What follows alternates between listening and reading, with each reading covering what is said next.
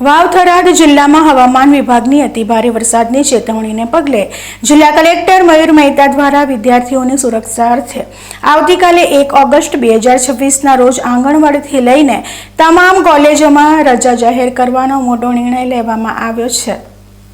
હવામાન વિભાગ દ્વારા વાવ-થરાદ સરહદી પંથકમાં ભારેથી અતિભારે વરસાદની આગાહીને પગલે જિલ્લા વહીવટી તંત્ર તાત્કાલિક એક્શન મોડમાં આવી ગયું છે।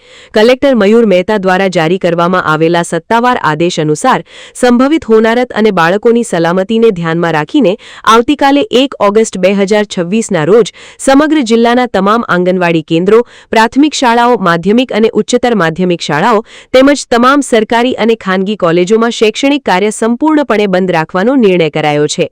કોઈ અપ્રિય ઘટના ના ઘટે અને પૂર કે જળબંબાકારની સ્થિતિમાં વિદ્યાર્થીઓને મુશ્કેલી ના પડે તે અર્થે તંત્ર દ્વારા આ સાવચેતીનું પગલું ભરવામાં આવ્યું છે। સાથે જ તમામ શૈક્ષણિક સંસ્થાના વડાઓને આ આદેશનો કડક અમલ કરવા સ્પષ્ટ સૂચના આપી દેવામાં આવી છે। હવામાન વિભાગની આગાહીને પગલે વાવ-થરાદ જિલ્લા તંત્ર દ્વારા લેવાયેલા આ ત્વરિત અને સંવેદનશીલ નિર્ણયથી હજારો વિદ્યાર્થીઓ અને વાલીઓએ મોટો રાહતનો શ્વાસ લીધો છે। હાજાજી રાજપૂત, BK ન્યૂઝ ચેનલ, વાવ-થરાદ।